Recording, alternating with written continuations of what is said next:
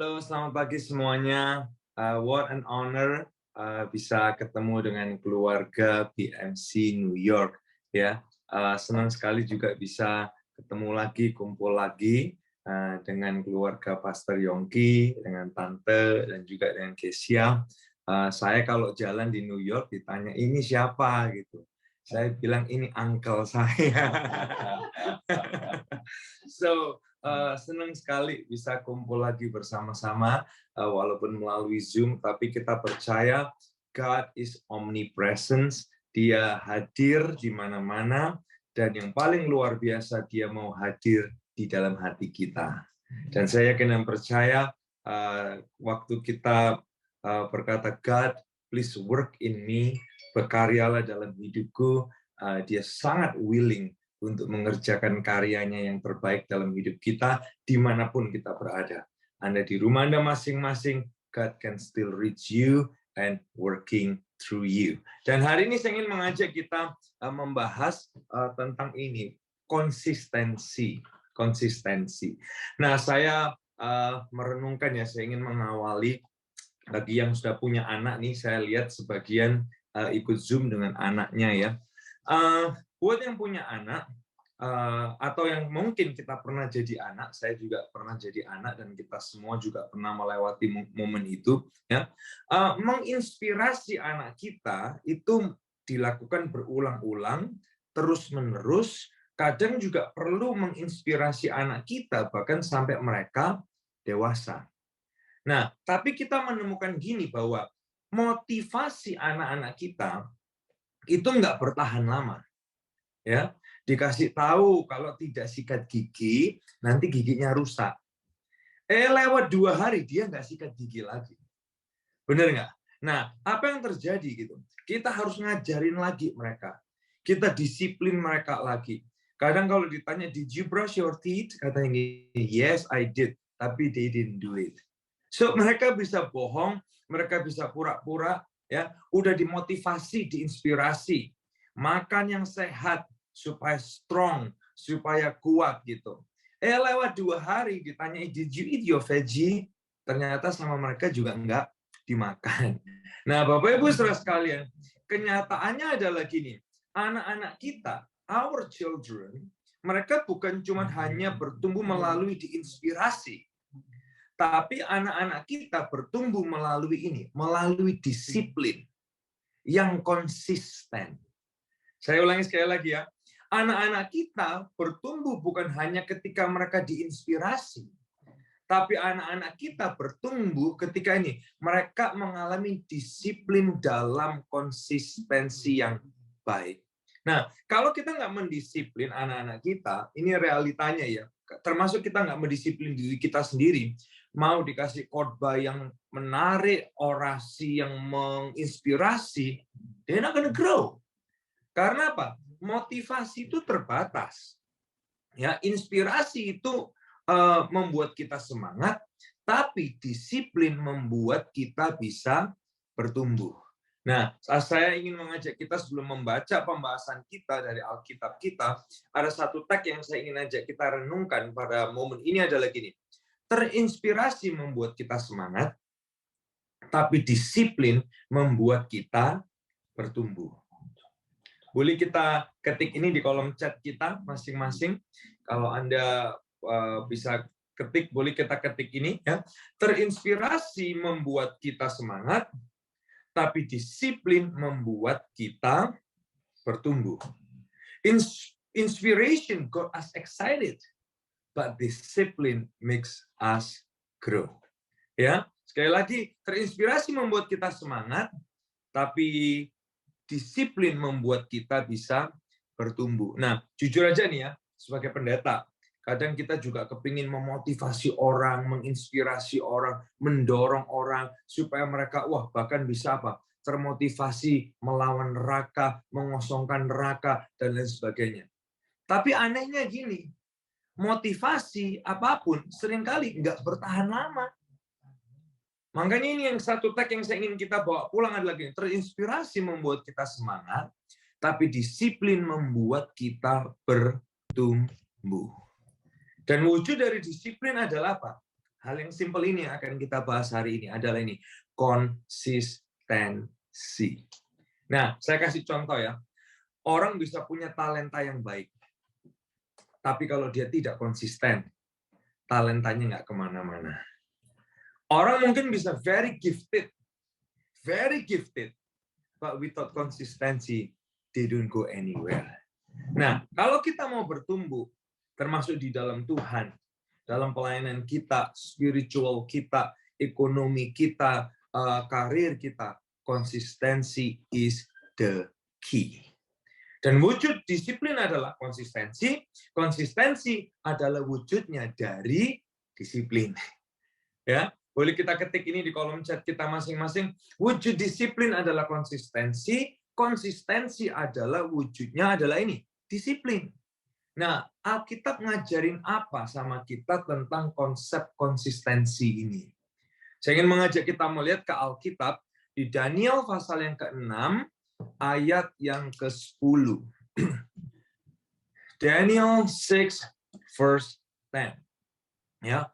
Demi didengar Daniel bahwa surat perintah itu telah dibuat, pergilah ia ke rumahnya. Dalam kamar atasnya ada tingkap-tingkap yang terbuka ke arah Yerusalem. 3 kali sehari ia berlutut, berdoa serta memuji Allahnya. Ini yang menarik. Seperti yang biasa dilakukannya. Wow. Nah, dalam bahasa Inggrisnya gini, as he did aforetime. Seperti yang biasa dilakukannya. Saya yakin Daniel bukan orang yang sempurna banget. Dia adalah orang yang juga nggak sempurna sama seperti kita semua. Dia orang normal, punya kelemahan dan kekurangannya juga. Walaupun memang cerita Daniel ini sangat menginspirasi saya berharap ini menginspirasi kita semua. Dia orang yang setia, dia orang yang punya spirit yang excellent, dia sangat mengandalkan Tuhan, dia sangat bergantung sama Tuhan, dia suka berdoa, dia pernah melewati lubang singa, dia sukses menjadi penasehat raja selama 4 kali ganti raja dan ganti kabinet, dia ada di sana. Tapi perhatikan gini, ini yang Daniel lakuin. Hidupnya konsisten. Jadi di dalam momen ketika kondisi negara itu mengalami hal yang, surat perintah yang dikeluarkan supaya Daniel nggak menyembah Tuhannya, tapi menyembah Tuhannya orang-orang di bangsa itu. Daniel tetap melakukan seperti yang biasa dilakukannya. Dan ini yang menarik. Ada satu kutipan yang bilang gini, ketika krisis datang, kita bisa tahu kualitas orang tersebut yang sesungguhnya. Waktu krisis datang, we know the quality of the person. Nah, di ayat yang ke-10 ini, kita bisa melihat hal yang sangat powerful dari seorang Daniel. Apa yang Daniel lakuin? Daniel konsisten. Seperti yang biasa dia lakukan. Situasinya boleh berubah, kondisi politiknya berubah, kondisi bangsanya berubah, kondisi yang ada di sekitarnya berubah. He still consistent in his prayer life. Dia tetap konsisten dalam hidup berdoanya. Dan ada orang yang bilang gini, bahwa konsistensi adalah lambang kepemimpinan yang solid. Kalau Anda leader di rumah tangga, Anda leader di pekerjaan, konsistensi adalah lambang kepemimpinan yang solid. Nah, mari kita lihat bersama-sama bagaimana sih konsisten. How? Nah, yang pertama adalah gini, yuk kita perhatikan kebutuhan akan konsistensi. Why we need to be consistent? Pay attention to the need for consistency. Nah, hal yang paling gampang, dunia kita ya, di luar konteks gereja, dunia kita ini membutuhkan konsistensi. Professional athletes, Olympics, termasuk profesional dalam bisnis dan lain sebagainya. Hal terutama yang mendukung hidup mereka menjadi successful adalah apa? Konsistensi. Mulai pola makan yang konsisten, pola latihan yang konsisten, pola bertanding yang konsisten, pola tidur dan istirahat yang konsisten. Orang-orang ini punya sebuah pola hidup yang teratur disiplin, dan konsisten. Ini ada artikel menarik yang menuliskan bagaimana atlet top dunia menentukan ritme dan pola tidur mereka secara konsisten. Coba kita lihat sama-sama ya. Bagi petenis nih, kekurangan waktu tidur itu menyebabkan 30-40% penurunan metabolisme glukosa dalam tubuh mereka. Nah, perhatikan, bagi petenis, tidur mereka dapat ini meningkatkan 42% akurasi pukulan dalam pertandingan-pertandingan yang penting. So, mereka punya pola hidup yang konsisten. Nah, kurang tidur mempercepat 11% bagi seorang atlet untuk mencapai titik lelah. Is that interesting?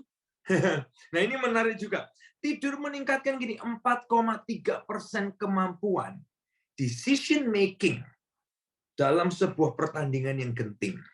Saya nggak sedang berkata banyaklah tidur, nggak. Tapi ini berbicara tentang pola hidup yang konsisten dan disiplin bagi orang-orang like high level athlete. Nah, atlet-atlet ini membayar mahal pelatih, membayar mahal manajer, ngapain? Untuk ini, mengatur pola hidup mereka. Termasuk pola makan, termasuk pola tidur, supaya apa? Supaya mereka ini menjaga ini konsistensi, excellency dalam hidup mereka. Bayangin, they hire people, they pay people, pokoknya bayar uang gede untuk apa? Orang itu menata pola hidup mereka, pola makan mereka, pola rest mereka, supaya konsisten dalam apa? Excellency mereka. Nah, ini ada beberapa contoh menarik nih ya. Roger Federer, katanya dia tidur 11 to 12 hours, dan Roger bilang gini, kalau dia tidak rest dengan konsisten, dia merasa ada sesuatu yang tidak beres. Usain Bolt, dia rest 8-10 jam every day consistently, apalagi dalam pertandingan-pertandingan profesional internasional. LeBron James katanya he rest 12 hours a day. Venus Williams rest 8 to 9 hours every day. Rafael Nadal rest 8 to 9 hours every day. Ada banyak lagi nama-nama lain. Maria Sharapova katanya 8 to 10 hours every day. Nah, why did you do this? Kenapa mereka melakukan ini? Untuk menjaga ini konsistensi excellency mereka. Konsistensi excellency mereka. Nah, dalam dunia bisnis, dalam dunia politik, semua juga perlu yang namanya konsistensi. Konsistensi tepat waktu, konsistensi planning, konsistensi apa? Strategik, konsistensi tentang pertemuan-pertemuan yang penting. Dalam militeri juga gitu. Latihan mereka, skill mereka, ini menentukan hidup mati mereka. They need a very, very good consistency. Makanya ada yang bilang gini, jatuh atau bangkitnya sesuatu itu banyak dipengaruhi konsistensi seseorang. Nah, bagi Daniel, konsistensinya dalam hal excellency, kembali ke cerita Daniel ya, dalam hal berdoa, bertumbuh menjadi kekuatan untuk apa? Melewati ini masa-masa sukar. Ketika ini, Bapak Ibu Saudara sekalian, saat dia ada di langit sukses, konsistensi lututnya untuk berdoa membuat dia tetap kuat secara karakter. Konsistensi lututnya berdoa membuat dia apa? Kuat menghadapi krisis kehidupan. Konsistensi lututnya berdoa membuat dia apa? Kuat menghadapi tantangan dan perubahan zaman. Konsistensi lututnya berdoa membuat dia tetap apa? Hatinya terarah dan fokus kepada Tuhan. Nah, ini menarik ya, kalau kita sedikit Bible study.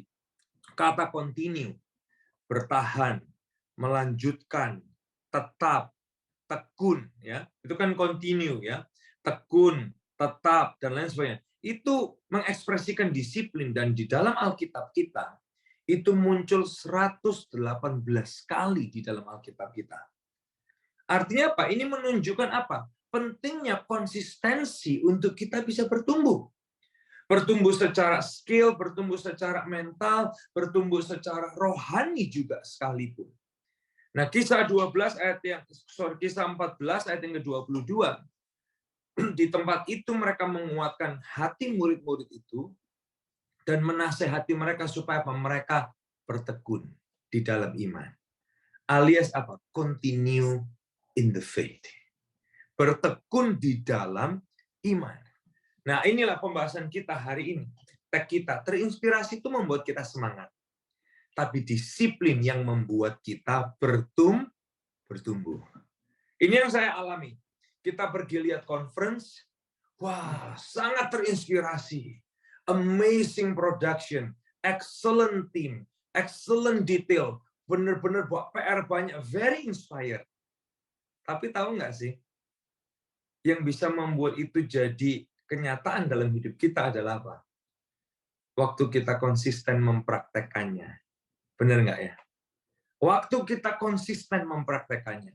Kalau cuma terinspirasi aja kita oke. Contoh yang paling gampang, pulang dari Hillsong Conference, so inspired, tapi waktu kita nggak konsisten mempraktekannya, nggak akan ada perubahan dan nggak akan ada pertumbuhan. Benar ya? Sama halnya dalam banyak hal, dalam pekerjaan kita, dalam karir kita, termasuk ini dalam perjalanan iman dan rohani kita. So, terinspirasi itu baik, membuat kita semangat. Tapi disiplin itu yang membuat kita bertumbuh. Dan dari cerita Daniel yang pertama, dia dituliskan dalam Daniel ayat yang ke-10 tadi, seperti yang biasanya dia lakuin. So, istilahnya gini, negaranya krisis apa enggak krisis, dia tetap konsisten memuji menyembah Tuhan. Mau another pandemic hit, tetap konsisten melayani Tuhan. Mau onsite apa online, tetap konsisten cinta Tuhan dan cinta sesama. Mau apapun bentuknya ibadah, tetap konsisten untuk kemuliaan Tuhan. Apapun profesinya, konsisten jadi kesaksian kemuliaan Tuhan. Oh, yang setuju berikan tepuk tangan virtual dimanapun kita berada. Come on. Konsistensi. Dan kita belajar dari Daniel. Dia melewati 4 kali raja. 4 kali kabinet. Dia konsisten. Dia konsisten. Hidup karirnya konsisten. Hidup berdoanya konsisten. Loving God-nya konsisten. Come on. We can do it. Karena apa? The Spirit of God yang sama ada di dalam setiap kita. Yang kedua adalah gini. Yuk kita perhatikan pentingnya proses. If you want to be consistent, simple yang kedua, understanding ini, the importance of process. Kalau kita mau konsisten dalam pelayanan kita, dalam pekerjaan kita, dalam pertumbuhan kita, understanding ini, the importance of the process.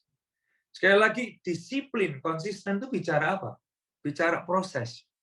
Ya mohon maaf ya, kalau kita mungkin loh ya, kadang saya juga bisa gitu sih. Maunya 1 kali doa langsung sukses. Maunya 1 kali doa langsung dijawab. Maunya 1 kali doa langsung terobosan. Nggak ada salahnya. Bisa nggak Tuhan lakuin? Bisa banget. Saya percaya percepatan nggak? Sangat. Gitu. Saya percaya terobosan Tuhan nggak? Sangat.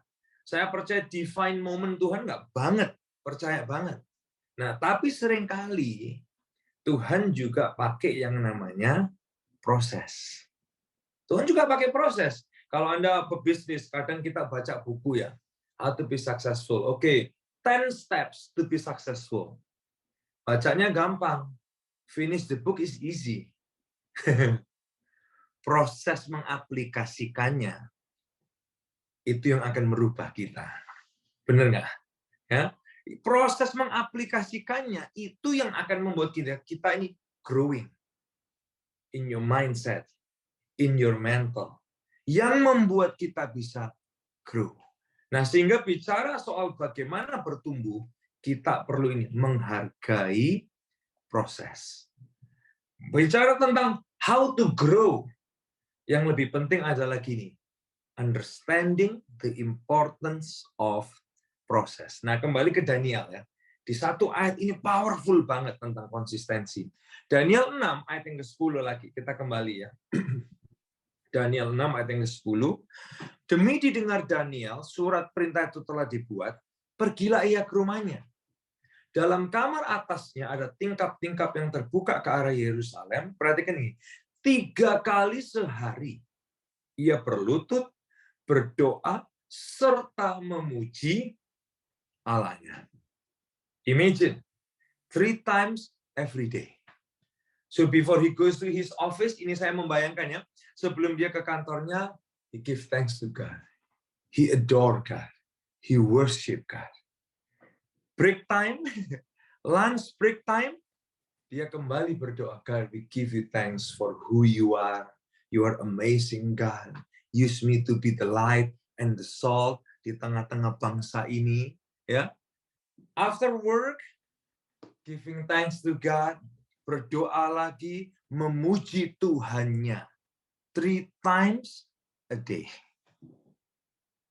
Hah? Ini bagian dari apa? Proses.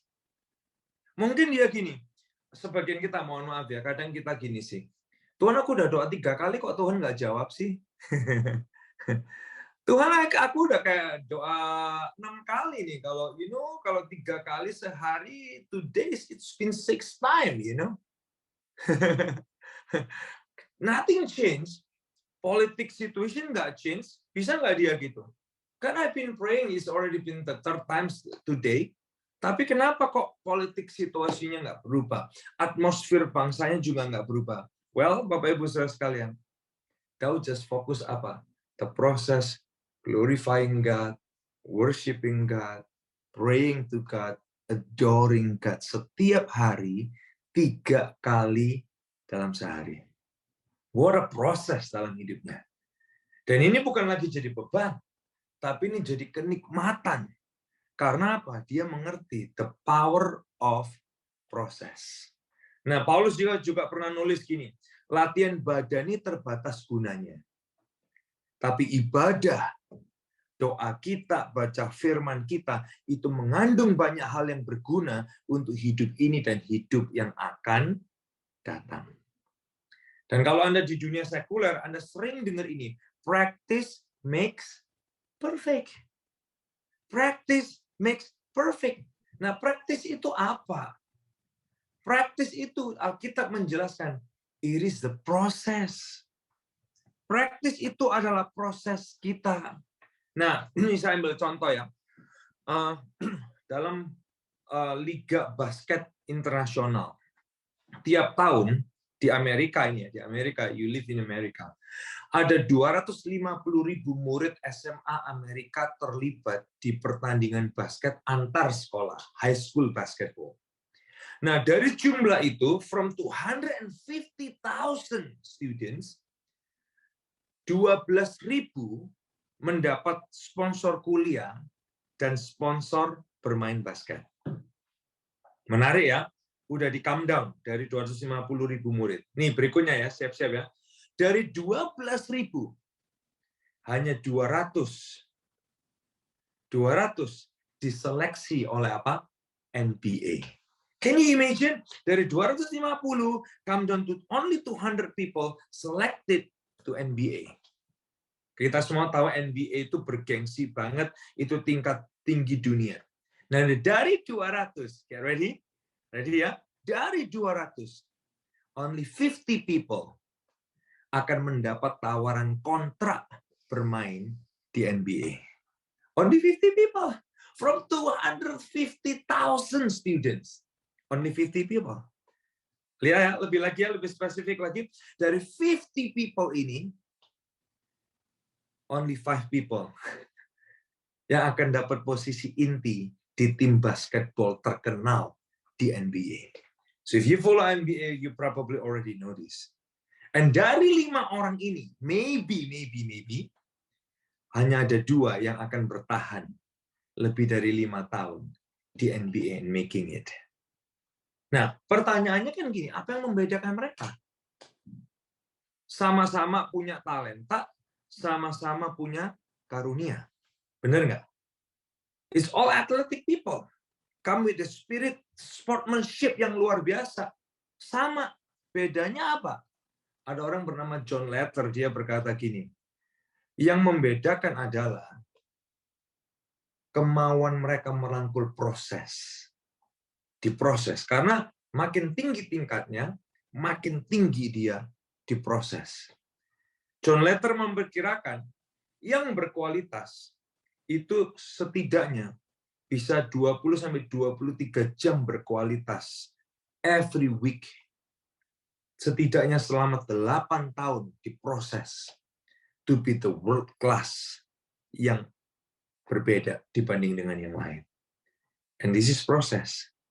So, ada orang yang juga bilang gini ya, dalam prinsip sekuler, bukan tentang bagaimana kita di atas gunungnya, tapi yang lebih penting adalah bagaimana kita mendaki ke atas gunungnya. And that's process. Sehingga gini, kalau mau lihat progres, rangkul proses.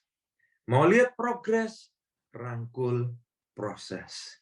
Dan itu perlu yang namanya konsistensi. You want to see progress? Embrace proses. Progress, proses, progress, proses. Dan sekali lagi, dua hal yang bisa kita lakuin, belajar dari Daniel, yang pertama adalah, yuk lihat yuk, butuhnya konsistensi. We need to be consistent. Dan yang kedua, kita belajar dari Daniel adalah gini, pentingnya merangkul yang namanya proses ini. Dan satu tag kita hari ini, terinspirasi membuat kita semangat, tapi disiplin yang membuat kita bertumbuh. Dan belajar dari Daniel, mau ganti raja 4 kali, ganti kabinet 4 kali, dia tetap konsisten untuk Tuhan, untuk kemuliaan Tuhan. Demikian juga kita hari ini, apapun perubahan kondisi yang ada, katanya per 1 Desember karantina berubah dari 3 hari menuju 7 hari. Apapun yang terjadi, a new type of virus can come out, the world can change, tapi kita tetap konsisten, mencintai Tuhan, mencintai sesama, blessing the world. Jadi kesaksian, tetap konsisten jadi terang, tetap konsisten menggarami dunia, because we are the salt, ya. Tetap konsisten, apapun bentuk ibadahnya, mau on-site, mau online, mau hybrid, whatever you name it, tetap konsisten, loving God, loving people, and bless the world. Itu yang membuat kita terus bertumbuh to be more like Jesus. Dan di akhir pembahasan ini satu aja sih, saya cuma ingin ajak kita. Siapa yang mau bilang sama Tuhan, Tuhan, aku mau konsisten. Bantu aku konsisten. Kasih aku spirit konsistensi ya Tuhan. Di pekerjaan aku konsisten jadi terang. Dalam pelayanan aku konsisten untuk melayani Tuhan dan sesama. Berapa banyak yang mau konsisten? Mau minta spirit itu sama Tuhan.